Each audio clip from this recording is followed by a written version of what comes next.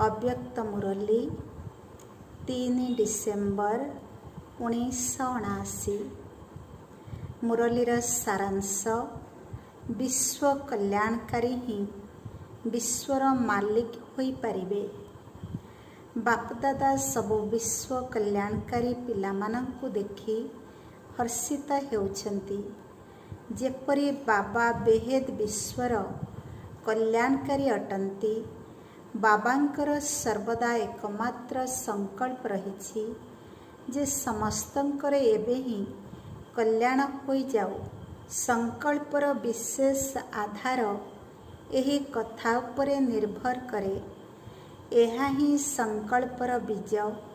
बाकी सबु विभिन्न कथा वृक्षर विस्तार अटे। सेहीपरि बाबांक शब्दरे सर्वदा पिलामानंक कल्याणर विभिन्न प्रकार जुक्तिमान रहिछि। नयनरे पिलामानंक कल्याण प्रति सर्च लाइट बा आत्मिक दृष्टिर शक्ति रहिछि। मस्तकरे कल्याणकारी पिलामानंक स्मृति चिन्हमणि रूपरे रहिछि। प्रति कर्मरे कल्याणकारी कर्म रहिछि। तेबे जेपरि बाबांक संकल्प बा बाणीरे नयनरे सदा कल्याणर भावना बा शुभकामना भरी रहिछि, सेहीपरि तुमे माने किछि भी काम करुछ सीमित प्रवृत्ति को चलाइबार बा कौनसी भी सेवा केंद्र चलाइबा अर्थे निमित्त अट। किंतु सदा विश्व कल्याणर भावना रहु।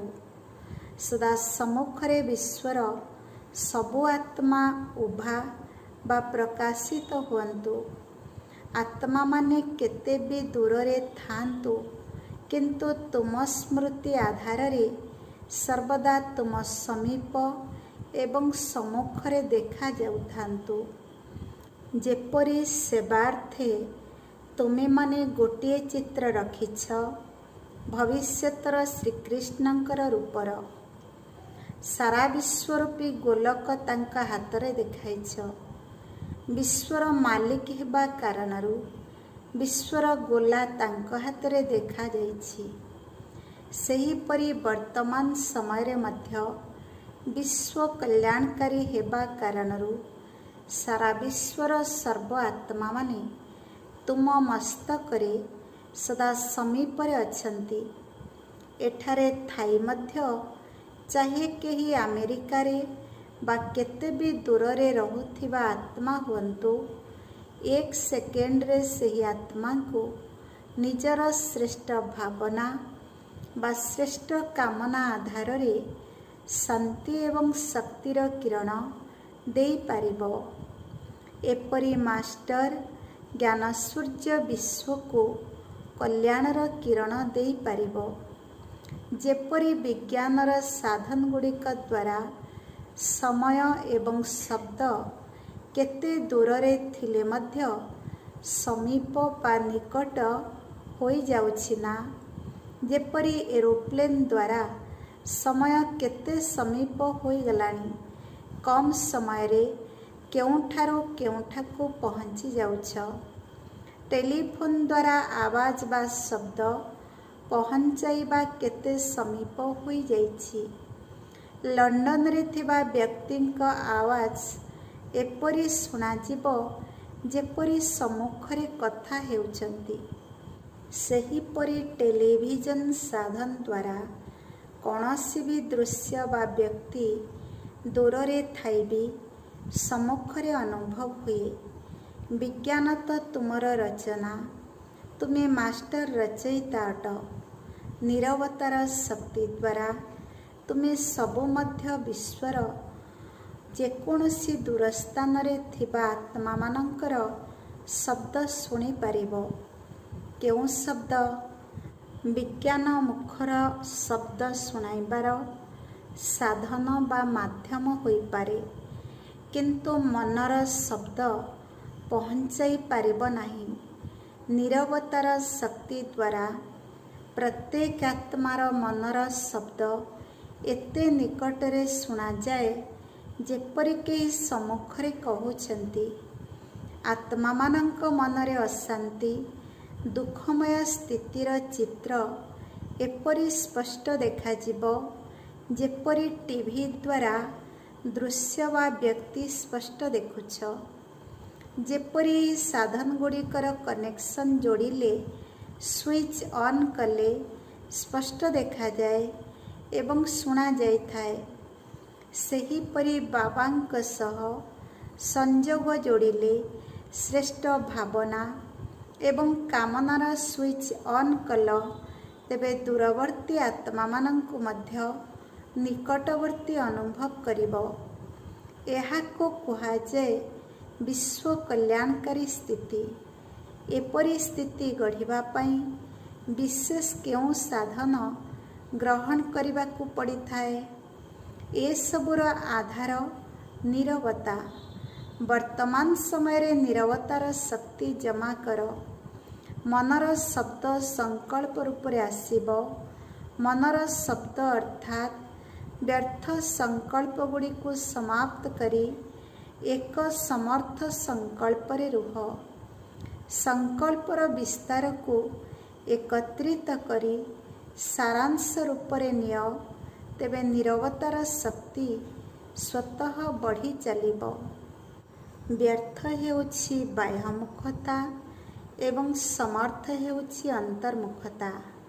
ସେହିପରି ମୁଖର ଶବ୍ଦର ବ୍ୟର୍ଥକୁ ଏକତ୍ରିତ କରି ସମର୍ଥ ଅର୍ଥାତ୍ ସାରାଂଶକୁ ଆଣ, ତେବେ ନୀରବତାର ଶକ୍ତି ଜମା କରିପାରିବ।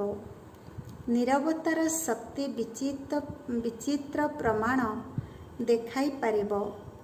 ଏପରି ଦୂରରେ ଥିବା ଆତ୍ମାମାନେ ତୁମ ସମ୍ମୁଖକୁ ଆସି କହିବେ ଯେ ଆପଣ ମୋତେ ଠିକ୍ ରାସ୍ତା ଦେଖାଇଲେ, ଆପଣ ହିଁ ମୋତେ ଲକ୍ଷ୍ୟସ୍ଥଳର ସଂକେତ ଦେଲେ, ଆପଣ ମୋତେ ଡାକିଲେ ଏବଂ ମୁଁ ପହଞ୍ଚିଗଲି।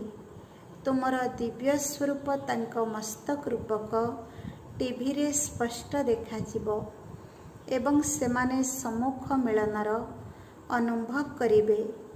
ଏତେ ସ୍ପଷ୍ଟ ଅନୁଭବ କରିବେ, ନୀରବତାର ଶକ୍ତି ଏତେ ଆତ୍ମିକ ଚମତ୍କାର ଦେଖାଇବ, ଯେପରି ଆରମ୍ଭରୁ ମଧ୍ୟ ଦୂରରେ ବସି ବ୍ରହ୍ମା ବାବାଙ୍କ ସ୍ୱରୂପକୁ ସ୍ପଷ୍ଟ ଦେଖି ଇସାରା ବା ନିର୍ଦ୍ଦେଶ ମିଳୁଥିଲା ଯେ ଏହି ସ୍ଥାନରେ ପହଞ୍ଚିଯାଅ। ସେହିପରି ଅନ୍ତ ସମୟରେ ତୁମେ ସବୁ ବିଶେଷ ବିଶ୍ୱ କଲ୍ୟାଣକାରୀ ଆତ୍ମାମାନଙ୍କର ଏହିପରି ବିଚିତ୍ର ପାଠ ଚଲାଇବାର ଅଛି। ସେଥିପାଇଁ ଆତ୍ମାମାନଙ୍କୁ ସର୍ବବନ୍ଧନମୁକ୍ତ ସ୍ୱତନ୍ତ୍ର ହେବା ଦରକାର, ଯାହାକି ଯେତେବେଳେ ଚାହଁ, ଯେଉଁଠି ଚାହଁ, ଯେଉଁ ଶକ୍ତି ଦରକାର ତାହାଦ୍ୱାରା କାର୍ଯ୍ୟ କରିପାରିବ। ଏପରି ନିର୍ବନ୍ଧନ ଆତ୍ମା ଅନେକଙ୍କୁ ଜୀବନମୁକ୍ତ କରିପାରିବେ। ବୁଝିଲ ଲକ୍ଷ୍ୟ କେତେ ଉଚ୍ଚ, କେଉଁଠାରେ ପହଞ୍ଚିବାର ଅଛି। ବେହେଦ ସେବାର ରୂପରେଖା କେତେ ଶ୍ରେଷ୍ଠ। ଅନେକ ମେହନତରୁ ମୁକ୍ତ ହୋଇଯିବ, କିନ୍ତୁ ଗୋଟିଏ ମେହନତ କରିବାକୁ ପଡ଼ିବ। ଏପରି ସାହସ ଅଛି। ମହାରାଷ୍ଟ୍ରକୁ କିଛି ମହାନ କାର୍ଯ୍ୟ କରିବା ଉଚିତ। ମହାରାଷ୍ଟ୍ର ଏପରି କମାଲ କରି ଦେଖାଉ, ତେବେ ଯାଇ ବିହଙ୍ଗ ମାର୍ଗର ସେବା ହେବ। ଗୋଟିଏ ସେକେଣ୍ଡରେ କେଉଁଠାରୁ କେଉଁଠି ପହଞ୍ଚି ପାରିବ। ମହାରାଷ୍ଟ୍ର ନାମରୁ ହିଁ ମହାନ ଆତ୍ମା ହେବା ସହଜ ହେବା ଦରକାର। ପ୍ରତ୍ୟେକ କର୍ମ ମହାନ, ପ୍ରତ୍ୟେକ ବାଣୀ ମହାନ। ସବୁ ମହାରାଷ୍ଟ୍ର ନିବାସୀ ଏପରି ମହାନ ଅଟନା। ଯେଉଁ ଆତ୍ମାକୁ ବି ଦେଖ, ମହାନ ଆତ୍ମା ଅନୁଭବ ହୁଅନ୍ତୁ। ଏପରି ଅଟନା। ଟିଚରମାନେ କ'ଣ ଭାବୁଛ? ମହାରାଷ୍ଟ୍ରରେ ତ କିଛି ସମସ୍ୟା ହେଉନଥିବ ନା? ଯେଉଁଠି ମହାନ ସେଠାରେ ସମସ୍ୟା ସମାପ୍ତ। ମହାରାଷ୍ଟ୍ର ଅଥବା ମହାତ୍ମାମାନଙ୍କର ରାଷ୍ଟ୍ର। ରାଷ୍ଟ୍ର ଅର୍ଥାତ୍ ସ୍ଥାନ। ତେଣୁ ସ୍ଥାନ ଏବଂ ସ୍ଥିତି ସମାନ ଅଟେ ନା। କେବଳ ଏହି କଥା ମନେ ରଖ ଯେ ଆମେ ସମାନ ଅଟୁ। ତେବେ ନମ୍ବର 1ର ଲକ୍ଷଣ ମାୟାକୁ ଜିତୁଥିବା ବିଜୟୀ। ଏପରି ଅଟନା, କାହିଁକି କ'ଣ ତ କରୁନାହ ନା। ଏପରି ସଦା ସମର୍ଥ, ସଦା ଏକ ଶ୍ରେଷ୍ଠ ସଂକଳ୍ପ ଏବଂ ଶ୍ରେଷ୍ଠ ସ୍ଥିତିରେ ରହୁଥିବା ବାପ ସମାନ ସଦା ବିଶ୍ୱ କଲ୍ୟାଣକାରୀ, ସଦା ଏକ ଲଗନରେ ମଗନ ରହୁଥିବା ଏପରି ଶ୍ରେଷ୍ଠ ଆତ୍ମାମାନଙ୍କୁ ବାପଦାଦାଙ୍କର ୟାଦ ପ୍ୟାର ଏବଂ ନମସ୍ତେ। ଟିଚରମାନଙ୍କ ସହ ଟିଚରଙ୍କର ମହତ୍ତ୍ୱ ସେତେବେଳେ ଯେତେବେଳେ ସଦା ମନ, ବାଣୀ, କର୍ମ ସମ୍ପର୍କରେ ମହାନତା ଦେଖାଯିବ। କାହିଁକିନା ଟିଚରମାନଙ୍କୁ ମହାନ ହେବାର ସାଧନ ମିଳିଛି। ବାତାବରଣ, ସଙ୍ଗ, ଶୁଦ୍ଧ ଭୋଜନ, ସେବା, ସମ୍ପର୍କ ଓ ସମ୍ବନ୍ଧ ସବୁକିଛି ମହାନ ହେବାର ସାଧନ ଅଟେ। ଯେଉଁମାନେ ପ୍ରବୃତ୍ତିରେ ରହୁଛନ୍ତି ସେମାନଙ୍କୁ ସେବାରେ ରହି ନିଆରା ରହିବାକୁ ପଡ଼ିଥାଏ। କିନ୍ତୁ ଟିଚରମାନେ ତ ସ୍ୱାଭାବିକ ଭାବେ ଅଲଗା ବା ନିଆରା। ନିଆରା ରହିବାର ଅଭ୍ୟାସ କରିବା ଦରକାର ନାହିଁ। ସେମାନଙ୍କର କମାଲ କୁହାଯିବ ଯିଏ ହଂସ ଏବଂ ବଗ ଏକାଠି ରହି ନିଆରା ରହୁଛନ୍ତି। ସେହି ହିସାବରେ ଦେଖିବାକୁ ଗଲେ ଟିଚରମାନେ କେତେ ଭାଗ୍ୟବାନ। ଟିଚରମାନଙ୍କ ପାଇଁ ପୁରୁଷାର୍ଥ କରିବା ସହଜ। ଏହି ଅନୁଭବ କରୁଛ ନା କଷ୍ଟ ଲାଗୁଛି। ଟିଚରଙ୍କୁ ଯଦି କେଉଁଠି କଷ୍ଟ ଲାଗୁଛି ତେବେ ତାହାର ଗୋଟିଏ କାରଣ। ତାହା କ'ଣ? ଟିଚର ଯଦି ସବୁବେଳେ ନିଜକୁ ବ୍ୟସ୍ତ ରଖିବେ ତେବେ କେବେ ବି କଷ୍ଟ ଲାଗିବ ନାହିଁ। ବ୍ୟସ୍ତ ରହିବା ପାଇଁ ଯେପରି କର୍ମ ଓ ବାଣୀର ସେବା ତ କରୁଛ, ସେହିପରି ମନର ଦିନଚର୍ଯ୍ୟା ମଧ୍ୟ ସେଟ୍ କର। ମନର ବୃତ୍ତି ମଧ୍ୟ ବ୍ୟସ୍ତ ରହୁ, ତେବେ ମାୟାଜିତ ସହଜରେ ହୋଇଯିବ। ଯଦି ନିଜକୁ ଖାଲି ରଖୁଛ ତେବେ ଖାଲି ଦେଖି ମାୟା ବି ଆସୁଛି। ବ୍ୟସ୍ତ ରହିଲେ ମାୟା ବି ସହଜରେ ଦୂରେଇ ଯିବ। ନିଜକୁ ବ୍ୟସ୍ତ ରଖିବା ଆସୁନାହିଁ, ମନକୁ ବ୍ୟସ୍ତ ରଖିବାର ଚାର୍ଟ ପ୍ରସ୍ତୁତ କରିବା ଆସୁନାହିଁ, ତେଣୁ ମାୟା ଆସୁଛି ବା କଷ୍ଟ ଲାଗୁଛି। ଦ୍ୱିତୀୟରେ, ବ୍ୟସ୍ତ ରହିବା ପାଇଁ ପାଠପଢ଼ା ଆଡ଼କୁ ଧ୍ୟାନ ରହୁ।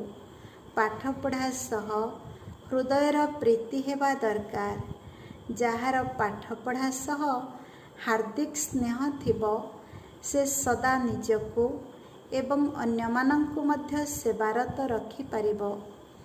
ଯଦି ଉପରେ ଉପରେ କେବେ କେବେର ସ୍ନେହ ଥିବ ତେବେ ନିଜେ ମଧ୍ୟ କେବେ ବ୍ୟସ୍ତ, କେବେ ଖାଲି ଅନୁଭବ କରିବ।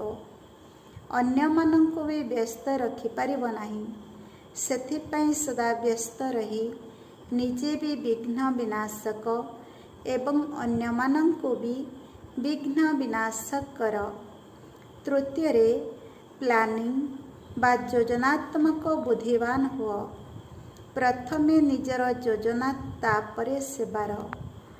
ଯୋଜନାତ୍ମକ ବୁଦ୍ଧିମାନ ଆତ୍ମା ସର୍ବଦା ବ୍ୟସ୍ତ ରହିବେ। ବାବାଙ୍କ ନିର୍ଦ୍ଦେଶ ମିଳିଛି ଯେ ଯୋଜନାତ୍ମକ ବୁଦ୍ଧି ହୁଅ। ନିଜର ଏବଂ ଅନ୍ୟମାନଙ୍କର ଯୋଜନା କର। ଏପରି ଯୋଜନାତ୍ମକ ବୁଦ୍ଧି ଅଟନା। ପୂର୍ବ ପ୍ରସ୍ତୁତ ଯୋଜନା ମିଳିବ ତେବେ କରିବୁ।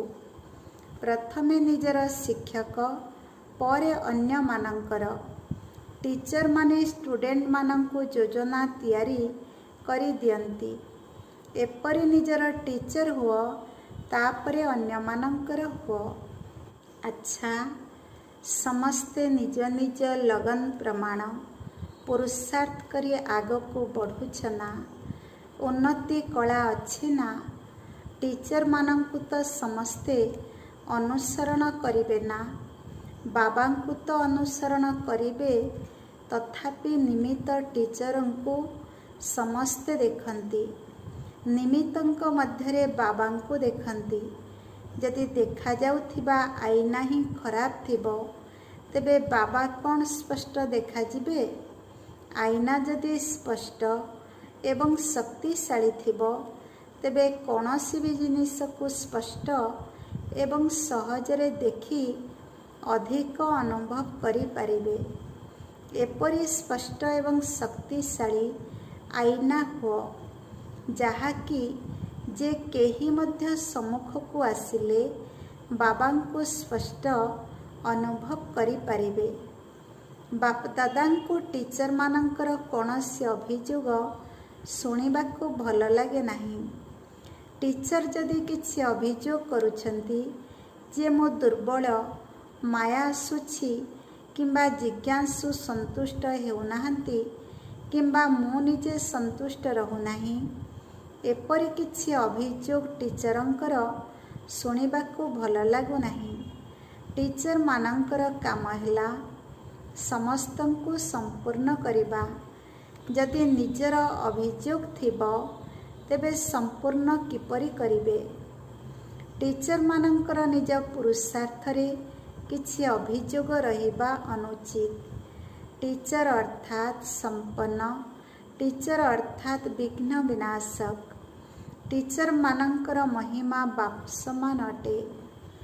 ବାବାଙ୍କର ଯାହା ମହିମା, ତାହା ଟିଚରଙ୍କର ମହିମା। ବୁଝିଲ ଟିଚରମାନଙ୍କର ମହତ୍ଵ କ'ଣ? ଏପରି ଅବିନାଶୀ ସଂଗଠନ କର ଯେ କିଛି ବି ଅଭିଯୋଗ ନ ରହୁ। ବହୁତ ବୃଦ୍ଧି କରୁଛ, କେବଳ ବିଘ୍ନ ବିନାଶକ ହୁଅ ଏବଂ କର। ପାର୍ଟିମାନଙ୍କ ସହ ବାପ, ଟିଚର ଏବଂ ସଦ୍ଗୁରୁ, ଏହି ତିନି ସମ୍ବନ୍ଧ ଦ୍ୱାରା ତିନୋଟି ପ୍ରାପ୍ତି। ସର୍ବଦା ତିନୋଟି ସମ୍ବନ୍ଧର ବର୍ଷାକୁ, ପାଠପଢ଼ାକୁ ଏବଂ ଘରକୁ ୟାଦ କରି ଚାଲୁଛ। ବାବାଙ୍କଠାରୁ ବର୍ଷା ମିଳିଲା, ଟିଚର ସମ୍ବନ୍ଧରେ ଶିକ୍ଷା ମିଳିଲା ଏବଂ ସଦ୍ଗୁରୁ ସମ୍ବନ୍ଧରେ ଘରର ରାସ୍ତା ମିଳିଲା ଏବଂ ସାଥିରେ ଯିବା। ତେବେ ତିନୋଟି ସମ୍ବନ୍ଧ ଦ୍ୱାରା ଯେଉଁ ତିନୋଟି ପ୍ରାପ୍ତି ହେଉଛି, ସେହି ସମ୍ବନ୍ଧ ଏବଂ ପ୍ରାପ୍ତି ସର୍ବଦା ମନେ ରହୁଛି। ବୁଝୁଛ ଯେ ଆମେ ଏତେ ଶ୍ରେଷ୍ଠ ଆତ୍ମା ଅଟୁ, ଯାହାକି ନିଜେ ପରମାତ୍ମା ପିତା, ଶିକ୍ଷକ ଏବଂ ସଦ୍ଗୁରୁ ହୋଇଛନ୍ତି। ଏହାଠାରୁ ବଡ଼ ଭାଗ୍ୟ ଆଉ କାହାର ହୋଇପାରିବ? ଏପରି ଭାଗ୍ୟ ତ କେବେ ଭାବି ମଧ୍ୟ ନଥିବେ ଯେ ସର୍ବ ସମ୍ବନ୍ଧରେ ପରମାତ୍ମା ମିଳିଯିବେ। ଏହି ଅସମ୍ଭବ କଥା ବି ସାକାରରେ ସମ୍ଭବ ହେଉଛି। ତେଣୁ କେତେ ବଡ଼ ଭାଗ୍ୟ! କେବଳ ବାବା ନୁହେଁ, କିନ୍ତୁ ଶିକ୍ଷକ ଏବଂ ସଦ୍ଗୁରୁ ବି ହେଲେ। ଯେପରି ଭକ୍ତମାନେ କହୁଛନ୍ତି, ଭଗବାନ ଯଦି ସନ୍ତୁଷ୍ଟ ହୋଇଯିବେ, ତେବେ ଛପର ଫାଡ଼ି କରି ଦେବେ। ସେହିପରି ଇଏ ମଧ୍ୟ ଏହି ଆକାଶ ତତ୍ତ୍ୱକୁ ବି ଅତିକ୍ରମ କରି ଦେବା ପାଇଁ ଆସି ଯାଇଛନ୍ତି ନା। ସେମାନେ ତ କେବଳ ଛପର ଫାଡ଼ି କରି ଦିଅନ୍ତି ବୋଲି କହୁଛନ୍ତି, କିନ୍ତୁ ଇଏ ତ ଆକାଶ ତତ୍ତ୍ୱରୁ ଉର୍ଦ୍ଧ୍ୱରେ ରହିବା ବାଲା ପାଞ୍ଚ ତତ୍ତ୍ୱକୁ ବି ଅତିକ୍ରମ କରି ପ୍ରାପ୍ତି କରାଉଛନ୍ତି। ତେବେ କେତେ ଭାଗ୍ୟଶାଳୀ ହୋଇଗଲ! ଏପରି ଭାଗ୍ୟ ସର୍ବଦା ମନେ ରହୁ। ଏହା ତ ତୁମର ବାସ୍ତବ ଜୀବନ ହୋଇଗଲା ନା। କେବଳ ଜ୍ଞାନ ଥିଲେ ତାହା ଭୁଲି ପାରିବ, କିନ୍ତୁ ବାସ୍ତବ ଜୀବନର କିଛି ବି କଥା ଭୁଲି ହୁଏ ନାହିଁ। ସର୍ବଦା ମନେ ରଖିବାକୁ ହେବ। ଯେପରି ନିଜର ଅତୀତ ଜୀବନର କଥାକୁ ଭୁଲିବାକୁ ଚାହୁଁଛ, ତଥାପି ବି ମନେ ପଡ଼ିଯାଉଛି। ଏହା ପୁଣି କିପରି ଭୁଲି ହେବ? ଏକମାତ୍ର ଶବ୍ଦ ମନେ ରଖ, ବାବା ବାବା କହି ଚାଲ, ତେବେ ସଦା ସ୍ମୃତି ସ୍ୱରୂପ ରହିବ। 2 ବର୍ଷର ପିଲା ବି ବାବା ବାବା କହିଥାଏ, ତେବେ ତୁମେ ଏତେ ବଡ଼ ଜ୍ଞାନର ଭଣ୍ଡାରଙ୍କର ସନ୍ତାନ କେବଳ ବାବା ଶବ୍ଦ ମନେ ରଖିପାରୁନାହଁ। ସହଜ ମାର୍ଗ ନା? କଠିନ ଲାଗୁନାହିଁ ତ? ଶକ୍ତି ସିନା କ'ଣ ଭାବୁଛ? ସର୍ବଦା ଏକା ବାବା ଏବଂ ତୁମେ ତୃତୀୟରେ ଆଉ କେହି ନାହାନ୍ତି ଏପରି ରହୁଛ ନା? କିଛି ତୃତୀୟ କଥା ମନେ ପଡ଼ୁନାହିଁ ତ? ବାସ୍ ବାବା ଏବଂ ସନ୍ତାନ, ବାବା ଓ ମୁଁ ଏହି ନିଶାରେ ରୁହ। ଶକ୍ତି ସିନା ନଷ୍ଟମୋହା ଅଟନା। ହଦ୍ର ଘରେ ପିଲାମାନଙ୍କଠାରେ ମୋହ ଅଛି। କିଛି ବି ହୋଇଯାଉ, କିନ୍ତୁ ନିର୍ମୋହୀ ସାକ୍ଷୀ ହୋଇ ଡ୍ରାମାର ଦୃଶ୍ୟ ଦେଖୁଥାଅ। ପାଣ୍ଡବମାନଙ୍କ ପାଖରେ ଅହଙ୍କାର ଏବଂ କ୍ରୋଧ ଥାଏ। ପାଣ୍ଡବ ନିକ୍ରୋଧୀ ହୋଇଯାଇଛ। କ'ଣ ଭାବୁଛ ପାଣ୍ଡବମାନେ ଏଥିରେ ବିଜୟ ପ୍ରାପ୍ତ କରିଛନ୍ତି? ତିଳେ ମାତ୍ର ଦେହାଭିମାନ ବା ଅହଙ୍କାର ନ ରହୁ। ବିଲକୁଲ ବ୍ରହ୍ମାକୁମାର ନିର୍ମାଣଚିତ ହୋଇଯାଆନ୍ତୁ। କ୍ରୋଧକୁ ତ୍ୟାଗ କରିଛ ନା ଟିକେ ଟିକେ ଶସ୍ତ୍ର ରୂପରେ ବ୍ୟବହାର କରୁଛ? ଯେଉଁମାନେ ଭାବୁଛନ୍ତି ସମାପ୍ତ ହୋଇଗଲାଣି ସେମାନେ ହାତ ଉଠାନ୍ତୁ। କେହି ଗାଳି ବି ଦିଅନ୍ତୁ, କେହି ମିଥ୍ୟା ଦୋଷାରୋପ ମଧ୍ୟ କରନ୍ତୁ, କିନ୍ତୁ ତୁମକୁ କ୍ରୋଧ ନ ଆସୁ। କ୍ରୋଧ ଆସିବାର ଏହି ଦୁଇଟି କାରଣ ଥାଏ। ପ୍ରଥମେ ତ ଯଦି କେହି ମିଥ୍ୟା କଥା କହିଥାନ୍ତି, ଦ୍ୱିତୀୟରେ ଗ୍ଳାନି କରିଥାନ୍ତି। ଏହି ଦୁଇଟି କଥା କ୍ରୋଧର ଜନ୍ମଦାତା। ଏପରି ପରିସ୍ଥିତିରେ ବି କ୍ରୋଧ ନ ଆସୁ ଏପରି ଅଟ। ଉପକାରୀ ଉପରେ ଉପକାର କରିବା ଏହା ହିଁ ବ୍ରାହ୍ମଣଙ୍କର କର୍ମ। ସେମାନେ ଗାଳି ଦିଅନ୍ତୁ, ତୁମେ ଗଳାରେ ଲଗାଅ। ଏହା ହିଁ କମାଲ। ଏହାକୁ କୁହାଯାଏ ପରିବର୍ତ୍ତନ। ଗଳାରେ ଲଗାଇବା ବାଲାଙ୍କୁ ଗଳାରେ ଲଗାଇବା ଏହା କିଛି ବଡ଼ କଥା ନୁହେଁ, କିନ୍ତୁ ନିନ୍ଦୁକଙ୍କୁ ସଚ୍ଚା ମିତ୍ର ମନରେ ସ୍ୱୀକାର କର, ମୁଖରେ ନୁହେଁ। ଏପରି ହୋଇଛ।